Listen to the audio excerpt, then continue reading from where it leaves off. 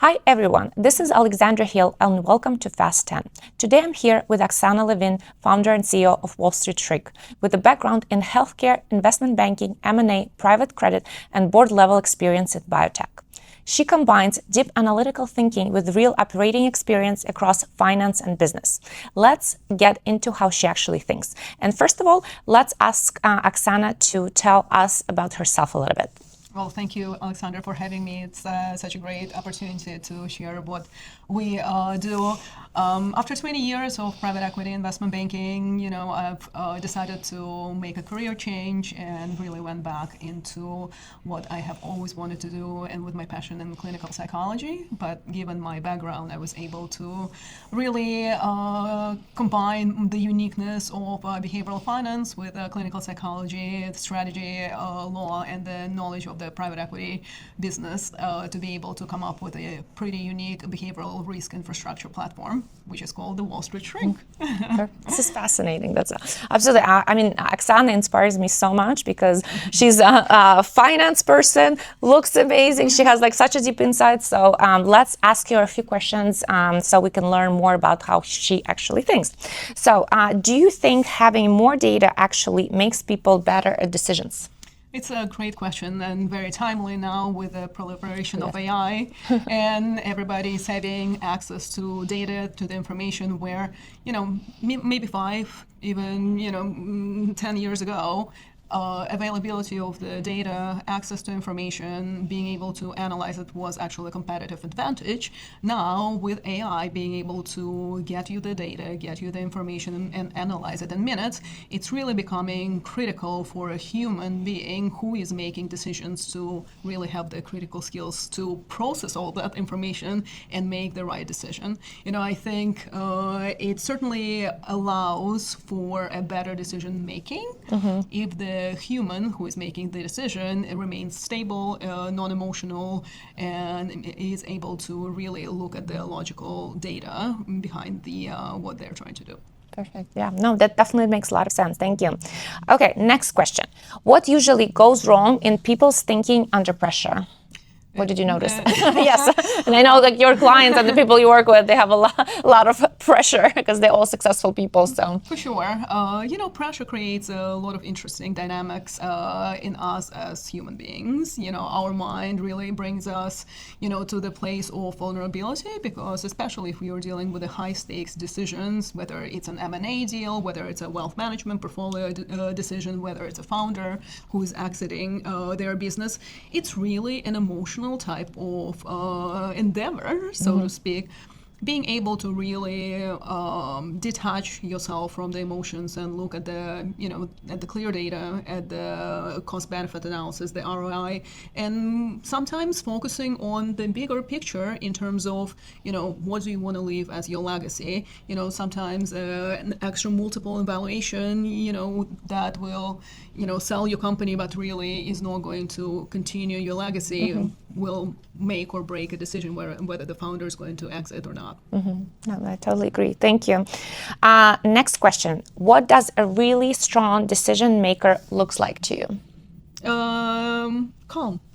Yes. And there is in ideal world, yes. And a lot of subdivisions after. It's regulated, it's focused, it's precise. Precision, particularly within the times of AI, is extremely important because, again, as we've talked about this, we do have access to a lot of data analysis and information. However, the decision velocity demands are exponentially higher. Nowadays, the leaders are expected to make 2 or 3 massive high-stakes decisions in a day when, even 5-10 years ago, they had to make those once a week, once every 2 weeks. So the ability to remain regulated, stable, really leaning back on the data and not our emotions, certainly will be the winning edge for the leaders. I agree. Okay, next one. Where do smart people still get it wrong? Even with so much information, with so much AI, like, so what actually happens? Because I know this is your primarily core objective, to help people make right decisions, and they're very smart and they have so much access to resources and everything. So what do they do and get it wrong? Yeah, and this is a very good factor that you pointed out. That's the Wall Street Shrink does. We are working with high stake decision makers who are going through either life changes, transitions, or whether it's a business exit, whether they need to decide, do I sell now, do I wait for another 5 years, succession, it's litigation, a lot of divorce cases where people have almost like an existential type of emotions being engaged. It's really not being able to see the full picture and really being attached to a certain outcome, rather than having kind of a more of an integrated, wholesome type of view.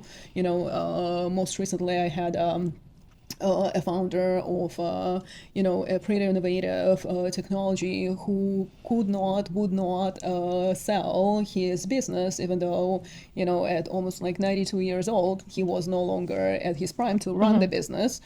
So we at the Wall Street Shrink, we worked with him both kind of on the business advisory side, kind of as well as psychological behavioral side, to really kind of reposition him, rather than being a runner of its business, being kind of more of a steward, and really bringing in the professional management team who has kind of worked on these type of businesses before, were able to do a capital raise and kind of prepare the company for an IPO. So little changes within someone's mind, how someone's relates to their kind of baby, which is a small business, can make or break a difference. And going from a zero to a potentially a multi-billion-dollar valuation is a contrast, to say the least. Yes, for sure. Okay, so next question: how do you tell the difference between intuition and just guessing? Great question.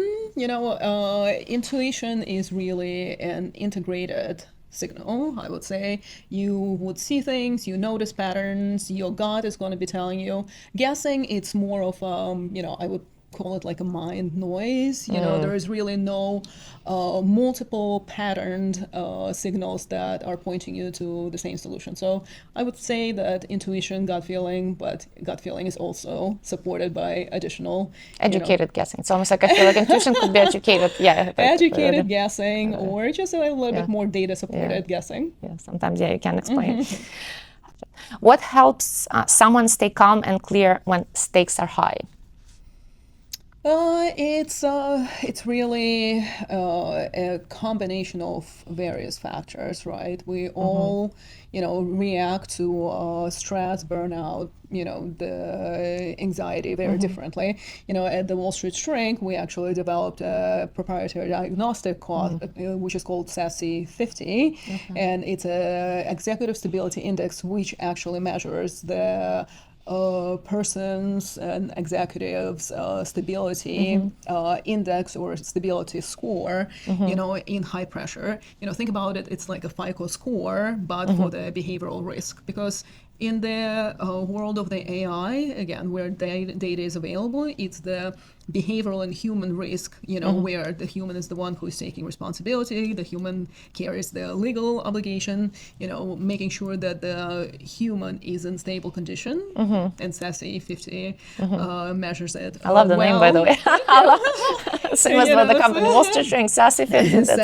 SASE 50. So it measures it well, but it's a combination of genetics. It's we're actually in the process of working with DNA tester to potentially bring genomics and DNA testing to identify the kind of psychological and genomic kind of a DNA type of predispositions to how you will react in a non-normalized environment. So, yeah, makes sense. I love that how it's for such a non-controllable things you're trying to mathematically approach. So it's very interesting. Yeah. It's putting the intangible concepts into the tangible systems. Right. Phenomenal. Okay, so we are at the number 7. So if everyone has access to the same information now, what really gives someone an edge? What do you think? Yeah, again, it comes along very well with what we do. It's really the ability to address and synthesize that amount of information quickly. Because again, the AI pushed the velocity of the decision-making demands through the stratosphere. So it's being able to remain focused, not to be distracted by, constituencies, personal life. It's really the ability to really stay in clear mentality to ensure that, the focus is really on the decision and which is not being factored and affected by the non-essential triggers.